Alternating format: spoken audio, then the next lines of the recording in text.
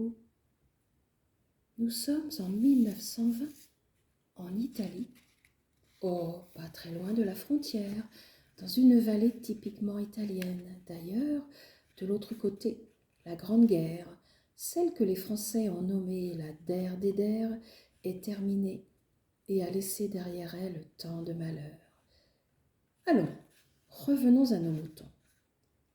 Ce matin-là, Ernesto se leva encore plus tôt que d'habitude. Il voulait travailler un peu avant d'ouvrir à ses fidèles clients son atelier de menuiserie situé au centre du village. Aussi, il était monté dans son refuge, dans ses montagnes comme il aimait à le dire, pour travailler dans le calme, en profitant du lever de soleil, seul et dans ce paysage magnifique. Il faut dire qu'Ernesto aimait par-dessus tout sculpter. Depuis quelque temps, il faisait un rêve qui ne lui était pas inconnu. Depuis plusieurs nuits, ses songes le ramenaient dans son enfance. Il se voyait alors devant un chalet miniature en bois. Il était particulier car il n'avait pas de fenêtre, mais il était rempli de toutes petites cases. Quelle drôle d'idée, se disait-il. Et dans chaque case, qui était comme des tout petits tiroirs, une surprise l'attendait. Il fallait ouvrir une case par jour, et ce, chaque jour de décembre. Une case par jour? Une figurine en bois en sortait, chaque fois différente. La dernière case devait être ouverte le 25, jour de Noël.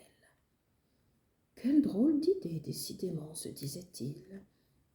Ernesto avait grandi dans les Alpes italiennes, dans le Piémont plus exactement, dans un tout petit village posé presque au pied de la grande montagne et aujourd'hui très fréquenté par les touristes. Tout petit, il aimait le bois.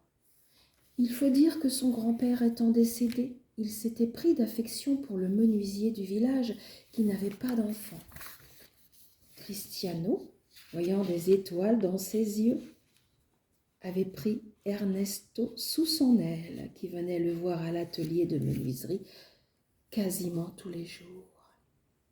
Il lui avait transmis son métier, sa passion et toutes ses ficelles. Ernesto et sa famille étaient très appréciés au village. Ils confectionnaient de jolis meubles, robustes et originaux. Ils ne prenaient pas très cher. Ici, comme partout ailleurs, le manque d'argent se faisait sentir. Aussi, il acceptait parfois qu'on le paie en partie avec des denrées alimentaires. Alors, tout le monde était content. Sofia, sa petite fille, dont les parents s'étaient installés au village, vint le voir ce matin-là. Elle aussi aimait le bois et jouait déjà à sortir de la matière des personnages, des animaux, des fleurs et tout ce que son imagination lui proposait. Puis, elle les peignait. Ernesto eut l'envie ce matin-là, dès que Sofia fut partie pour l'école, de commencer à confectionner le chalet vu en rêve. Il se sentait pousser des ailes, heureux de ce nouveau projet. Et chaque matin, il fit de même, dans ce petit coin paisible où il se sentait si bien, réchauffé par la douce chaleur de son poêle à bois. Novembre était frais cette année. Les anciens du village annonçaient un hiver rude.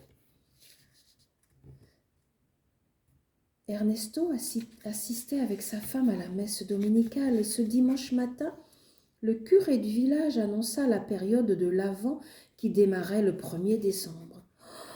Cela fit tilt dans la tête d'Ernesto qui vit là la réponse à ses questions.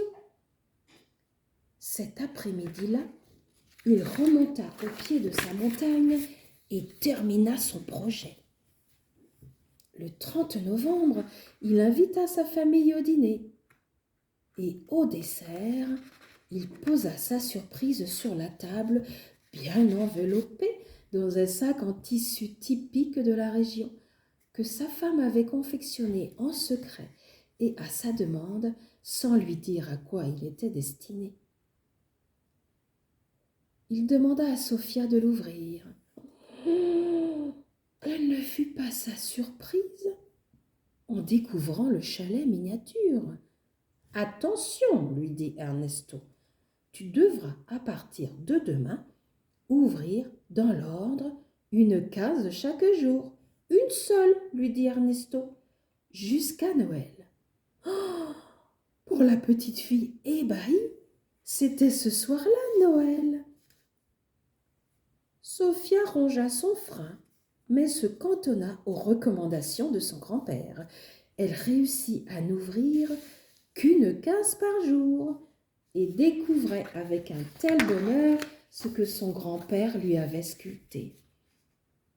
Cependant, elle ne put s'empêcher de prendre ses pinceaux et numérota chacune d'elles.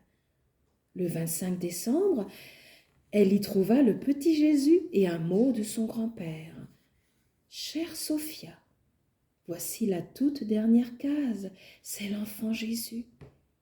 Joyeux Noël, je t'aime, ton grand-père Ernesto. » Sans le savoir, Ernesto et Sophia venaient de créer le tout premier calendrier de l'Avent. L'année suivante, Ernesto sculpta Marie et Joseph pour accompagner l'enfant Jésus de Sophia. Le curé du village lui en commanda pour l'église. Ils furent rapidement rejoints par un bœuf, un âne et des moutons accompagnés de leur berger. Sophia les peignait, bien sûr, et d'autres villageois vinrent mettre leur talent à contribution pour enrichir la crèche de l'église, qui devint un village où manifestement il y faisait bon vivre. Eh oui, c'est ça la magie des petits villages, lorsque les talents s'unissent pour en sortir du beau.